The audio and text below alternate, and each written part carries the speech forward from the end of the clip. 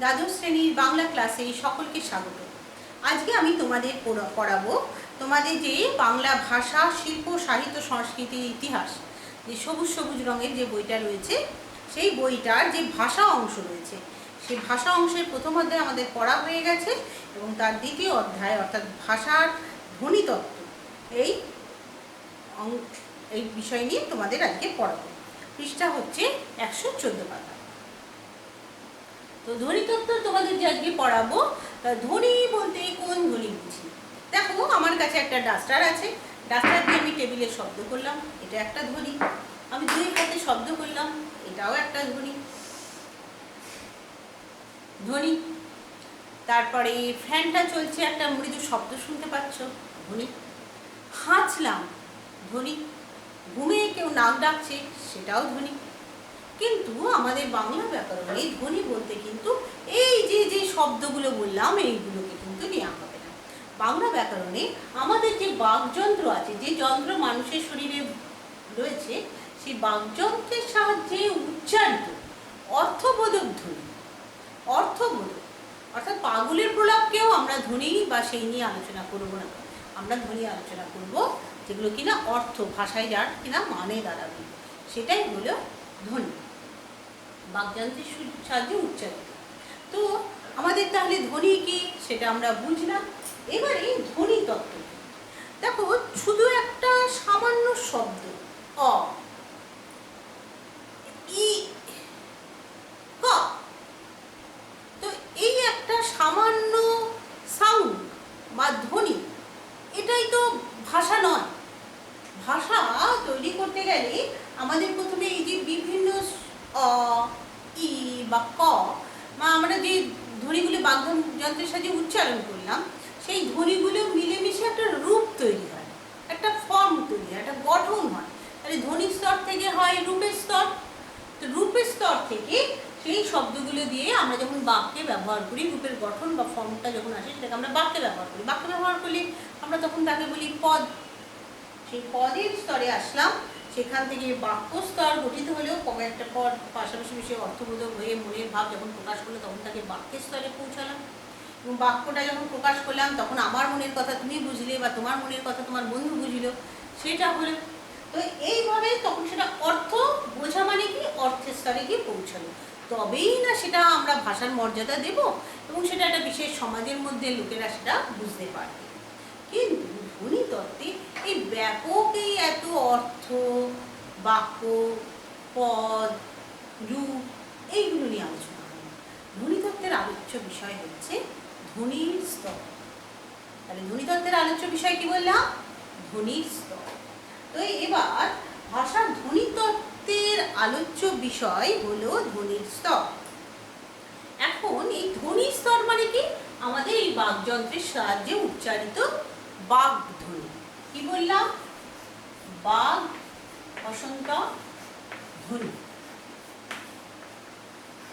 তাহলে এই বাকধ্বনি সম্পর্কে আমাদের আরো তিনটে বিষয় জানতে হবে, তিনটে বিষয় জেনে রাখা প্রয়োজন। তার মধ্যে প্রথম অংশ হচ্ছে, ধরো আমরা যখন কথা বলি, আমি বললাম মায়ের হাসি। তো এই মায়ের হাসি যখন বললাম, তো মায়ের হাসি এটা একটা কথা বা একটা রূপ গঠন হয়েছে, তাই না? কতগুলো পদ নিয়ে একটা রূপের গঠন পেলাম। তো ধ্বনিতে কিন্তু এই মায়ের হাসি পুরোটা নিয়ে আলোচনা হবে না। ধ্বনিতে আলোচনা হবে কি যে মায়ের হাসিকে আমরা বিশ্লেষণ করি। আচ্ছা, আমি ছবিটা মুছে দিই, এই মুহূর্তে আর লাগবে না, যেটুকুনি বলার হয়ে গেছে। আর এই ছবি এবং বাকযন্ত্র নিয়ে আমরা একাদশ শ্রেণীতে এর আগে আলোচনা করেছি, আশা করি তোমাদের মনে আছে। ছবি এঁকেই আমি বলে আলোচনা করেছিলাম। ধরো মায়ের হাসি, মায়ের হাসিকে আমি বিশ্লেষণ করলাম। ম যোগ আ যোগ স যোগ এ যোগ র, মায়ের হাসি। অ যোগ আ, যোগ আ যোগ দন্তের স যোগ হস্য, মায়ের হাসি। এইখানে আমরা দেখতে পাচ্ছি যে বিশ্লেষণ করে ম একটা ধ্বনি, আ একটা ধ্বনি, ধ্বনি, এ ধ্বনি, র ধ্বনি, বিভিন্ন, এই প্রতিটা ধ্বনিকে আলাদাভাবে আলোচনা করা হয়।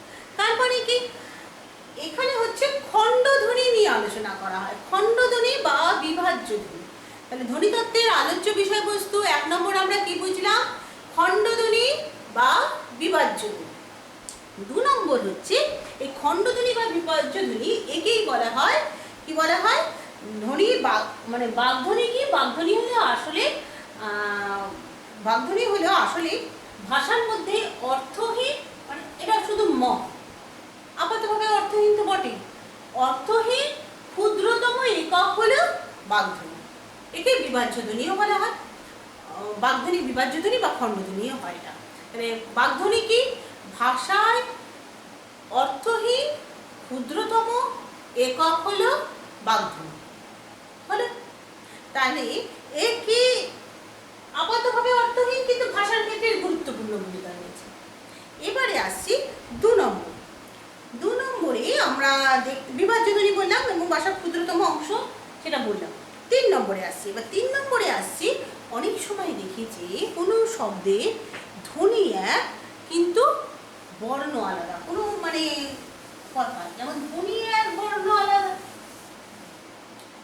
ধরো আমরা বাংলায় কটা শয়ের উচ্চারণ করি, একটা শয় বলি, কিন্তু যখন আমরা লিখতে যাই, অর্থাৎ ধ্বনির লিখিত রূপ বর্ণ যখন আমরা লিখি, তখন আমরা লিখি জ ব র ল তালব্য পেটকাটা মূর্ধন্য ষ দন্ত্য স। এখানে পরপর 3টে শকে আমরা লিখি তালব্য পেটকাটা মূর্ধন্য ষ দন্ত্য স। উচ্চারণ করি তালব্য, পরিশালিত উচ্চারণ দন্ত্য স হয়, সিনেমা। তো এখানে আমরা লিখি স,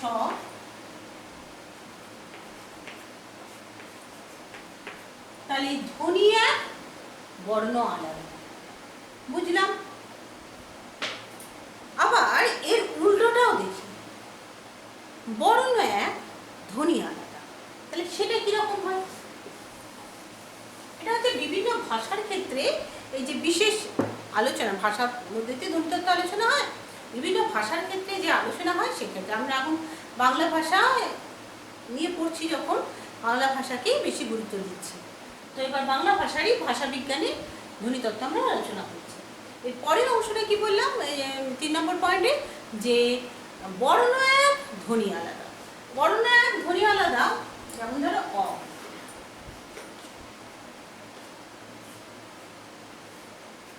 অবলাকান্ত, বুঝলে অবলাকান্ত?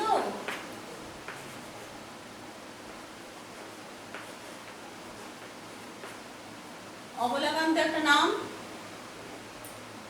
অনেক একটা শব্দ, অমর একটা শব্দ। এখানে আমরা অয়ের উচ্চারণ ঠিকঠাক পাচ্ছি, অনেক, অমর, অবলা, পেলাম আমরা। কিন্তু অনেক সময় দেখা যায় অয়ের উচ্চারণ কিছুটা বিকৃত হয়, অনেকটা ওয়ের মতন উচ্চারণ হয়। তোমাদের বইয়ে 2টো উদাহরণ দেওয়া আছে, অতি, অপু। ওখানে অপুও বলি না, অতিও বলি না, কি বলি? অতি, অপু। আমি একটা শব্দ বললাম মধু, ময়ের পরে অ আছে, কিন্তু এখানে ময়ের উচ্চারণটা, ময়ের পরে অয়ের উচ্চারণটা ওয়ের মতন হয়েছে, তাই না? মধু। আরও একটা শব্দ বলছি অভ্যেস, ওয়ের মতন উচ্চারণ হয়। অতুল, ওয়ের মতন উচ্চারণ হয়, লিখে ফেললাম অতুল। অভ্যেস, অভ্যাস বা অভ্যেস, অতুল, অভ্যেস। আর একটা কি বললাম? মধু। আদি অ, ময়ের পরে অটা উচ্চারণ হবে আদি অ। তো সেইখানে আমরা অয়ের উচ্চারণ দেখলাম ওয়ের মতো। আর একটা উদাহরণ দিচ্ছি, এই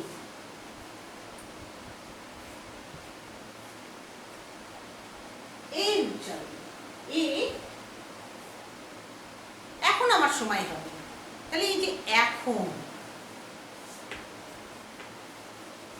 এর উচ্চারণ কিসের মতন? এক, তাই না? বিকৃত উচ্চারণ হয়েছে না? এটা কি বললেন? উচ্চারণ কিসের মতন? এর মতন সঠিক উচ্চারণ আছে, তাই তো? এইরকম আমরা অনেক শব্দতেই এরকম স্বরধ্বনি বলো বা যে উচ্চারণগুলো হয়, অনেক সময় দেখি আমরা বর্ণ এক কিন্তু ধ্বনি আলাদা। এটাও ধ্বনিতত্ত্বের আলোচ্য, মানে ধ্বনিতত্ত্ব সম্পর্কে যে আমাদের যে তিনটে গুরুত্বপূর্ণ কথা জানতে হয় তার মধ্যে একটা। তাহলে ধ্বনিতত্ত্ব সম্পর্কে যে তিনটে গুরুত্বপূর্ণ কথা জানতে হয় সেটা হচ্ছে, একটা হচ্ছে ধ্বনিতত্ত্বে আমাদের আলোচ্য বিষয়বস্তু হচ্ছে খণ্ডধ্বনি বা বিভাজ্য ধ্বনি। 2 নম্বর হচ্ছে বাগধ্বনি কি না, এটা কিনা একটা অর্থহীন ক্ষুদ্রতম একক যার ভাষাতে গুরুত্বপূর্ণ ভূমিকা রয়েছে। 3 নম্বর হচ্ছে ধ্বনি এক বর্ণ আলাদা, আমরা তার স দিয়ে বোঝালাম। আর 3 নম্বরের আর একটা অংশ হলো বর্ণ এক ধ্বনি আলাদা, এটা দিয়ে আমরা বুঝলাম। এবার ধ্বনিতত্ত্বের আলোচ্য বিষয়ে আসি। ধ্বনিতত্ত্বের আলোচ্য বিষয় একটা নির্দিষ্ট ভাষার বাগধ্বনির ব্যবহারিক চিত্র।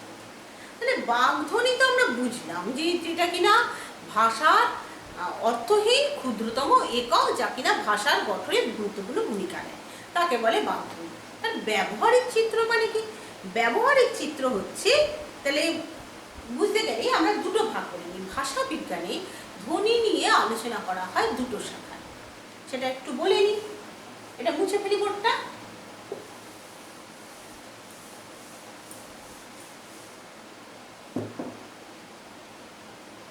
ভাষা বিজ্ঞান,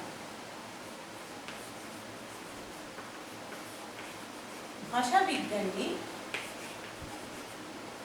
ধ্বনি বিশ্লেষণ করে, ধ্বনি বিশ্লেষণ করে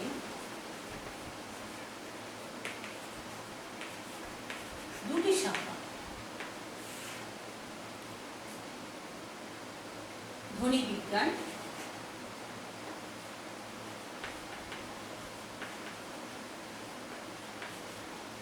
এবং ধ্বনি তত্ত্ব।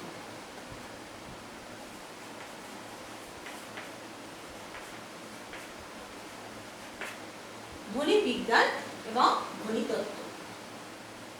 এখানে ধ্বনি বিজ্ঞানে কি আলোচনা হয়? ধ্বনি বিজ্ঞানে আলোচনা হয় যে বাগধ্বনি উচ্চারণগত, শ্রুতিগত এবং তরঙ্গগত, অর্থাৎ কিনা ধ্বনি তরঙ্গগত বিশ্লেষণ হয়। অর্থাৎ বাগধ্বনিটা কিরকম ভাবে উচ্চারিত হচ্ছে, শ্রুতিগত সেটা শুনতে কিরকম লোকের কাছে লাগছে এবং সেটা কত সময় ধরে, অর্থাৎ তার তরঙ্গ বিক্ষেপ কোথায়, তরঙ্গটা কিভাবে প্রবাহিত হচ্ছে, এই নিয়ে যা বিশ্লেষণ করবে তাই হলো ধ্বনি।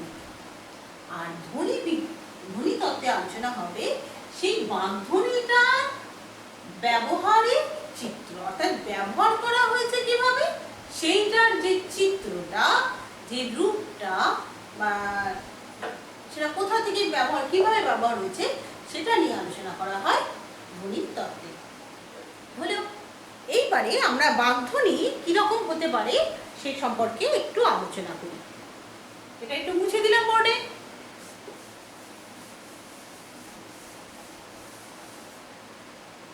বাগধ্বনি দু ধরনের হয়, একটা হচ্ছে বিভাজ্য ধ্বনি আর একটা হচ্ছে অবিভাজ্য ধ্বনি।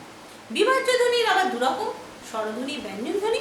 আর অবিভাজ্য ধ্বনির মধ্যে পড়বে শাসাহার, জ্যোতি, এগুলো পড়ে, দৈর্ঘ্য, সুরতরঙ্গ, এগুলো পড়ে। তাহলে আমরা ওটা একটু দেখে নিই কি কি ভাগ হয়। বাগধ্বনি দুই রকম, একটা হচ্ছে বিভাজ্য ধ্বনি আর একটা হচ্ছে অবিভাজ্য ধ্বনি। আমরা এখানে লিখে ফেলি, সরি, প্রথমে বিভাজ্য ধ্বনি বলবো।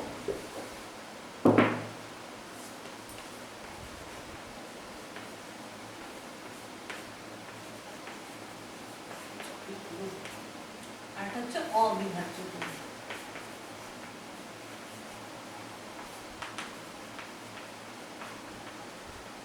বিভাজ্য ধ্বনি দুরকম, আমরা ছোটবেলা থেকে পড়ে এসেছি। কি কি রূপ? স্বরধ্বনি এবং ব্যঞ্জন ধ্বনি। স্বরধ্বনি এবং ব্যঞ্জন ধ্বনি। আর অবিভাজ্য ধ্বনি কোনগুলোকে বলে? যে ধ্বনি উচ্চারণ করার সময় যেগুলোকে কিনা ভাঙা যায় না, সেটাই হচ্ছে অবিভাজ্য। সব নামটার মধ্যে দিয়ে আমরা বুঝতে পারছি। এটা হচ্ছে দৈর্ঘ্য,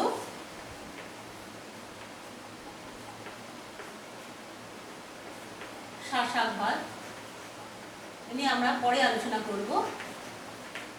শ্বাসাঘাত, জ্যোতি, আর হচ্ছে জ্যোতি, আর হচ্ছে সুর তরঙ্গ। আমাদের বইয়েও আছে, একটু দেখে নেবে। আমি বোর্ডে লিখতে গিয়ে অনেক সময় ছোট করে ফেলছি লেখাগুলো, দেখতে যদি একটু অসুবিধা হয় বা চোখে লাগে যদি আমরা বোর্ড থেকে দেখে বই থেকে একটু মিলিয়ে নিয়েও তাহলে সুবিধা হবে। এবং অবশ্যই আমার ভিডিও ক্লাসটা শোনার আগে নিজের আগে টেক্সটটা একটু করে নেবে। আচ্ছা, এর মধ্যে আমরা পাচ্ছি স্বরধ্বনি এবং ব্যঞ্জনধ্বনি নিয়ে আমরা এই মুহূর্তে আলোচনা করছি। স্বরধ্বনি এবং ব্যঞ্জনধ্বনি আমাদের বাংলা ভাষায় স্বরধ্বনি মানে মান্য বাংলা ভাষায় স্বরধ্বনির সংখ্যা 7টি।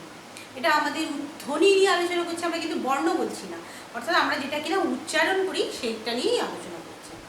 আর ব্যঞ্জনধ্বনি হচ্ছে 30টা, এবং প্রতিটা স্বরধ্বনি অনুনাসিক উচ্চারণ হতে পারে, এবং 4টি অর্ধ স্বরধ্বনিও আমাদের এই ভাষায় রয়েছে।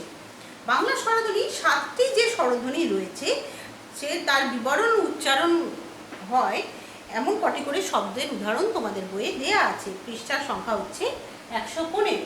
তো সেই 115 পাতায় তোমরা দেখতে পাবে যে নিচের দিকে আছে হস্যই, হস্যু, এ, ও, এ, অ, আ, এবং এদের প্রত্যেকের উচ্চারণের পজিশন মানে ধ্বনিটা যে উচ্চারিত হচ্ছে সেই অনুযায়ী তার নাম এবং কয়েকটা করে উদাহরণ দেওয়া আছে।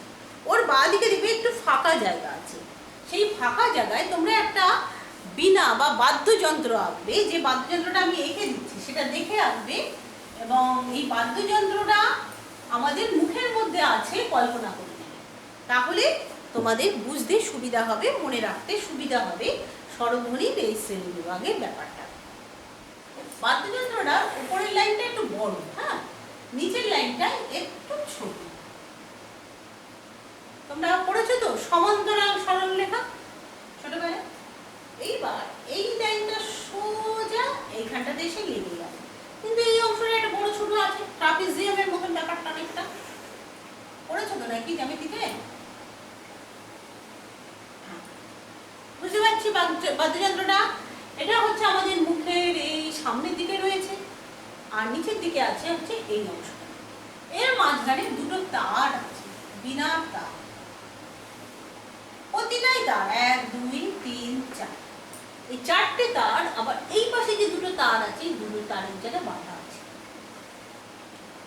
এবার আমরা উচ্চারণ স্থান অনুযায়ী 7টি স্বরবর্ণকে বসিয়ে দেব। কোথায় কোথায় তারা আছে? প্রথমে হচ্ছে এখানে লিখব হস্য, ই, সবাই দেখতে পেয়েছো? ই। এর পরে লিখব এ, হলো। এর পরে লিখব এ, নিচে এইখানটায় মাঝখানটায় লিখব আ,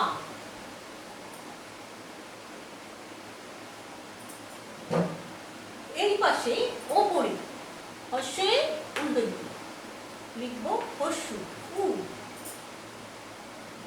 ও, অ।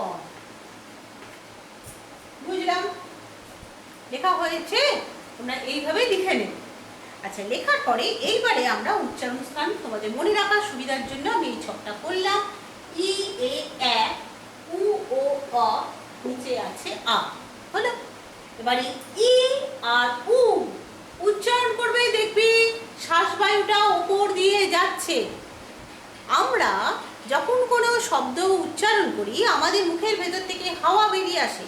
যদি মুখের সামনে একটা হাত রাখি তাহলে দেখতে পাবো হাওয়াটা এসে সেইখানে আঘাত করছে, তারপরে নিশ্চয়ই মুখের ভেতর থেকে হাওয়া বেরিয়ে আসছে। আমি এর আগে একাদশ শ্রেণীতে যখন বাকযন্ত্র নিয়ে পড়িয়েছিলাম তখন আমরা বলেছিলাম কথা বলার সময় ফুসফুস থেকে বায়ু নির্গত হয়, এবং এই যে বায়ু নির্গত হয়, এই যে শ্বাসবায়ু নির্গত হয়, সেইখানে সামান্য বাধা বা বাধাহীনভাবে কথা বেরিয়ে আসে। কোথাও একটু বাধার মতন ভাব হয়, কোথাও অনেকটাই বাধা থাকে। এই বাধা দেওয়া না দেওয়া বা প্রায় না দেওয়া এই অনুযায়ী ধ্বনিগুলি উচ্চারিত হয়। স্বরধ্বনিগুলি প্রায় বাধাহীনভাবে বেরিয়ে আসে। ব্যঞ্জন ধ্বনিগুলি বেরোনোর সময় সেখানে কিছুটা বাধার সৃষ্টি হয়। এগুলো আমরা ছোটবেলার পড়াশোনাতে জেনে গেছি। তো ই উ এগুলো উচ্চারিত হয় ওপরের দিকে, তাই এটা এই দুটো হচ্ছে উচ্চ স্বরধ্বনি। আ একদম নিচের দিক থেকে উচ্চারিত হয়, তাই আ হলো নিম্ন স্বরধ্বনি। এ ও উচ্চ মধ্য, এ অ নিম্ন মধ্য স্বরধ্বনি। বুঝলাম? নিজেরা প্রতিটা বর্ণ উচ্চারণ করবে এবং সেটা প্রমাণ পেয়ে যাবে। এবারে আসি ই এ এ সামনের দিকে উচ্চারিত হয়, তাই এরা তিনজন সম্মুখ স্বরধ্বনি। উ ও অ পেছন দিক থেকে উচ্চারিত হয়, তাই এরা তিনজন পশ্চাৎ স্বরধ্বনি। আ কেন্দ্রীয় স্বরধ্বনি। হলো ই এ এ উচ্চারণ করার সময় আমাদের ঠোঁটের দুপাশটা একটু প্রসারিত হয়, বুঝতে পারছো অ্যাঞ্জেলিনা জোলি? তো সেই ঠোঁটের দুপাশটা প্রসারিত হয় বলে আমরা সেটাকে কি বলি? প্রসারিত বা প্রসৃত স্বরধ্বনি। উ ও অ উচ্চারণ করার সময় ঠোঁটটা গোল বর্তুলাকার বা কুঞ্চিত রূপ ধারণ করে, তাই তো? তাই এরা হচ্ছে বর্তুল স্বরধ্বনি। উ ও অ হলো হলো সংবৃত স্বরধ্বনি ই উ, অর্ধ সংবৃত স্বরধ্বনি এ ও, বিবৃত স্বরধ্বনি আ, অর্ধ বিবৃত স্বরধ্বনি এ অ। এবারে আসছি তালব্য কণ্ঠা এই সংক্রান্ত বিশ্লেষণ। তালব্য কণ্ঠা এই সংক্রান্ত বিশ্লেষণ করতে গেলে আমরা দেখব তালব্য ধ্বনি হচ্ছে ই এ এ অ, অর্থাৎ জিভটা তালুর নিচে অবস্থান করে, স্পর্শ করে না, কারণ এটা স্বরধ্বনি, উচ্চারণে বাধা সৃষ্টি হয় না। কিন্তু জিভের অবস্থান দেখো ই এ এ অ, তালুর নিচে। তালু কোথায় আছে? আমাদের মুখের সামনের অংশ দুটো ঠোঁট, তারপরে আছে দন্ত, দাঁতের পেছনে আছে দন্ত মূল, মূল মানে শিকড়, দাঁতটা যেখানে দাঁতের গোড়াটা, তারপরে একটা গোল মতন অংশ স্টার্ট হচ্ছে, জিভ লাগালে সুরসুর করে, ওটা হচ্ছে তালু, প্রথম অংশটা যেটা সামনের দিকে আছে। তারপরে পেছন দিকে অনেকটা গোল অংশ, সেটা হচ্ছে মূর্ধা। মূর্ধাটা যেখানে গলার কাছে মিশেছে, আলজিওবা, হা করলে যে ভেতরটা দেখতে পায়, ওইখানটা থেকে যে শব্দটা আসে হচ্ছে কণ্ঠমূল বা কণ্ঠ, কণ্ঠর নিচে আছে কণ্ঠমূল। বুঝলে? তা আমাদের উচ্চারণ করতে গেলে দেখি ই এ এ অ, ই এ এ অ, এই তিনজন এবং ইনি চারজন, এনারা হলেন তালব্য স্বরধ্বনি। আ উ ও, উ ও এবং আ, উ ও আ কণ্ঠস্বর। তাহলে বুঝতে পারবো কি, মনে রাখতে পারবো কি, যে এই যে 7টা স্বরধ্বনি এবং 7টা স্বরধ্বনির যে উচ্চারণ ধ্বনিতাত্ত্বিক যে ব্যবহারিক চিত্র, সেটা আমরা মনে রাখতে পারবো। সবসময় মনে রাখবে এই বীণার যন্ত্রের কথা, এটা আমাদের মুখের মধ্যে রয়েছে। এবারে আসছি ব্যঞ্জন ধ্বনি শ্রেণীবিভাগ। ব্যঞ্জন ধ্বনি শ্রেণীবিভাগ করতে গেলে তোমাদের কতগুলো জিনিস আমি একটু ঝালিয়ে নিচ্ছি, বোর্ডটা একটু মুছে দিচ্ছি। প্রথমটা হচ্ছে যেটা বলবো স্পর্শ বর্ণ। তোমাদের কি মনে আছে স্পর্শ বর্ণের কথা?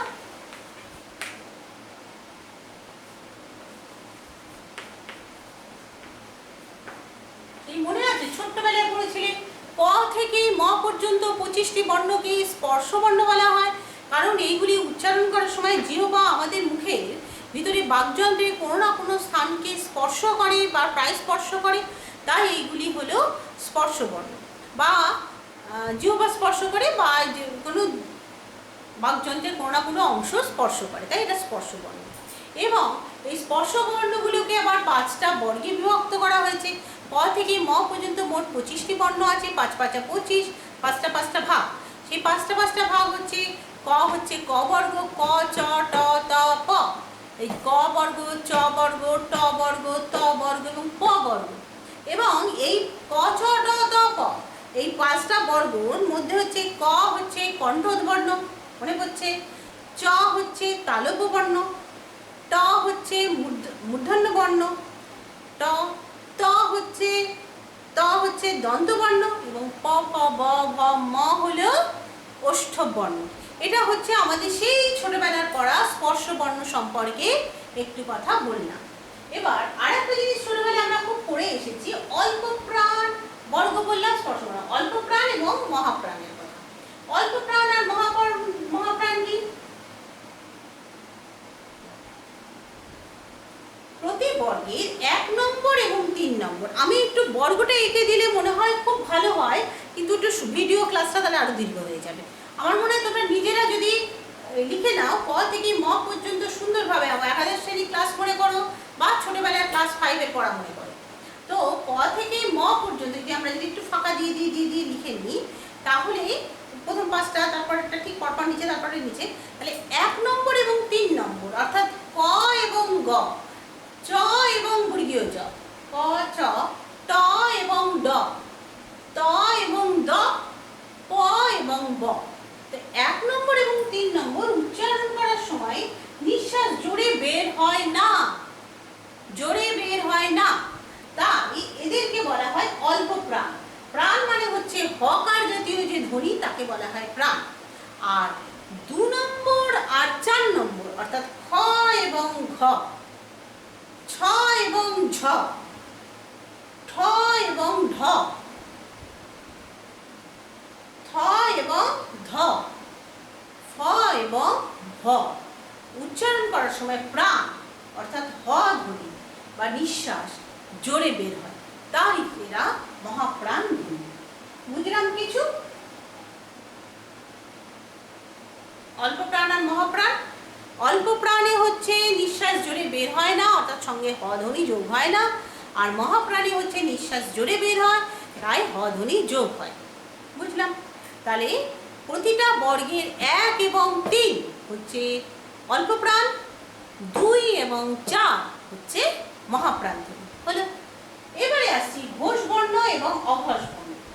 ধ্বনি বিজ্ঞানে ঘোষ বলতে বলা হয় গাম্ভীর্য বা নাদ, অর্থাৎ যে ধ্বনিগুলো উচ্চারণ করার সময় একটা গাম্ভীর্য বা নাদ শোনা যায় তাদের বলা হয় ঘোষ। আর যাদের মধ্যে গাম্ভীর্য বা নাদ থাকে না তাদেরকে বলা হয় অঘোষ। তাহলে ঘোষ আর অঘোষটা কি? অঘোষ হচ্ছে, প্রথমে আমি অঘোষ বলিনি, বর্গের 1 নম্বর এবং 2 নম্বর অর্থাৎ ক আর খ উচ্চারণ করার সময় ঘোষ বা নাদ ধ্বনি শোনা যায় না, তাই ক খ, চ ছ, ত থ, ট ঠ, প ফ এরা সবাই হচ্ছে অঘোষ বর্ণ। নাদ ধ্বনি বা ঘোষ শোনা যায় না বলে এরা অঘোষ।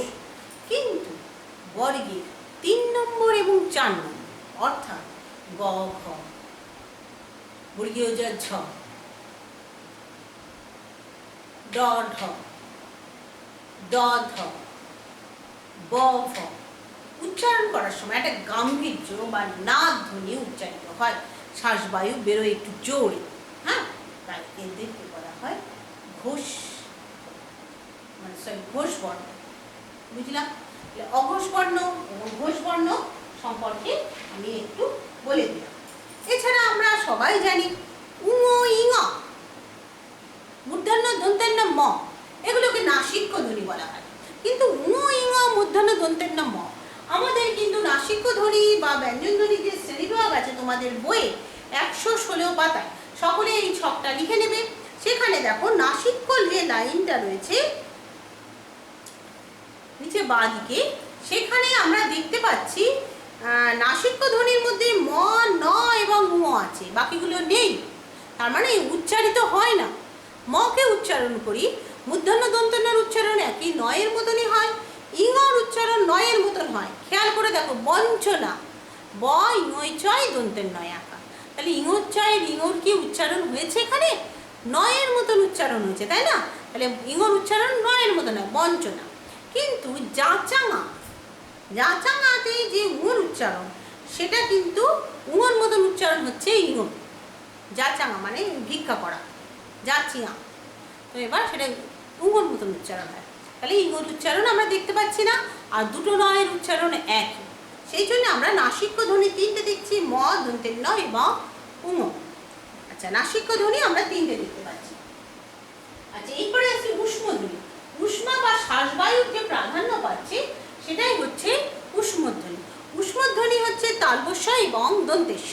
পরিশীলিত উচ্চারণে দন্তেশ্ব উচ্চারিত হয়, কিন্তু বেশিরভাগ লোক স্বয়ের উচ্চারণ ঠিক মতন করতে পারেন না, তারা সবাই একটা স্বই উচ্চারণ করেন।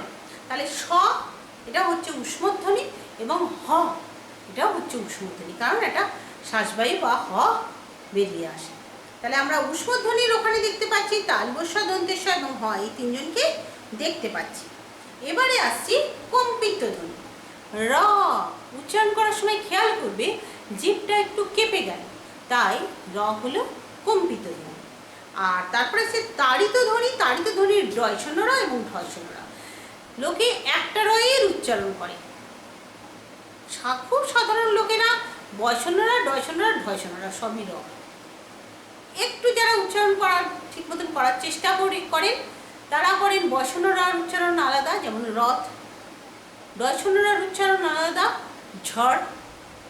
এবং ঢয় শূন্য র উচ্চারণ আলাদা যারা অত্যন্ত পরিশীলিতভাবে উচ্চারণ করে, গাঢ়, দৃঢ়।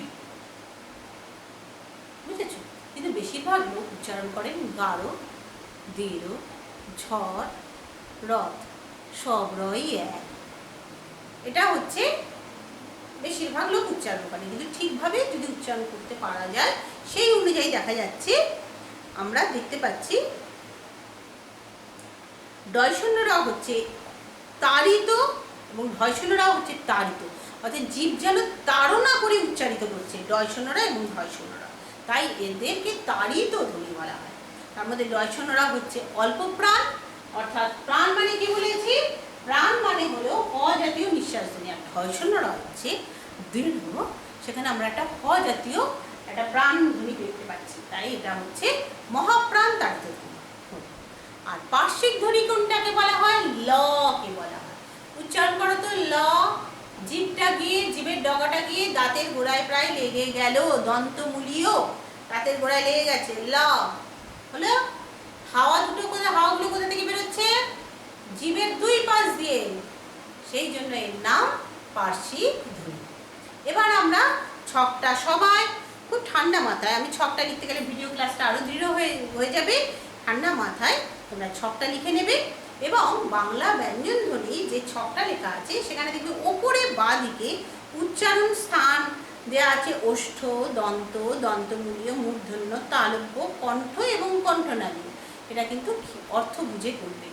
আর উচ্চারণ প্রকার অঘোষ অল্প প্রাণ, অঘোষ অল্প মহাপ্রাণ, ঘোষ অল্প প্রাণ, ঘোষ মহাপ্রাণ, উষ্মধ্বনি, নাসিক্য ধ্বনি, কম্পিত ধ্বনি, তাড়িত ধ্বনি, তাড়িত অল্প প্রাণ, তাড়িত মহাপ্রাণ, দুটো ভাগ করা হয়েছে তাড়িত ধ্বনি এবং পার্শ্বিক ধ্বনি। এটা ভালো করে ছক করবে এবং বর্ণগুলি উচ্চারণ অনুযায়ী মনে রাখবে। অনেক সময় পরীক্ষায় ছোট ছোট প্রশ্ন দেয়, তাড়িত ধ্বনি কাকে বলে? জীব যে তাড়না করে উচ্চারিত করে যে ধ্বনি, যে ব্যঞ্জন ধ্বনি, তাকেই তাড়িত ধ্বনি বলে, যেমন ডয় শূন্য র এবং ঢয় শূন্য র। এর মধ্যে ডয় শূন্য র অল্প প্রাণ, কারণ এর সঙ্গে হ উচ্চারিত হয় না বা প্রাণ উচ্চারিত হয় না, এবং ঢয় শূন্য র হলে মহাপ্রাণ, এর সঙ্গে হ উচ্চারিত হয়। এইভাবে তোমাদের গুছিয়ে লিখতে হবে, সেই জন্য ফুটিয়ে ফুটিয়ে পড়বে এবং মানে বুঝে নিয়ে পড়বে। যদি কোনো অসুবিধা হয় আমাকে জানাবে। আজকে ক্লাস এই অবধি হলো। তাহলে আজকে আমরা পড়লাম বিভাজ্য ধ্বনি, স্বরধ্বনি এবং ব্যঞ্জন ধ্বনি, এবং এই দুটোর বিশ্লেষণ সংক্রান্ত একটু আলোচনা। এরপরে আসছে ধ্বনিমূল, সহধ্বনি। এবং ধ্বনিমূল আর সহধ্বনি যে ভাগটা সেটা 2020 সালের পরীক্ষায় পড়ে গেছে, তবুও আমি একটু বলে দেবো, এবং সঙ্গে আরও কিছু অংশ ধ্বনি স্বাতন্ত্র্যমূলক আলোচনা বা এই অন্যগুলো বা অবিভাজ্য ধ্বনিগুলো এর পরবর্তী ক্লাসে আলোচনা করব। সবাই ভালো থাকবে।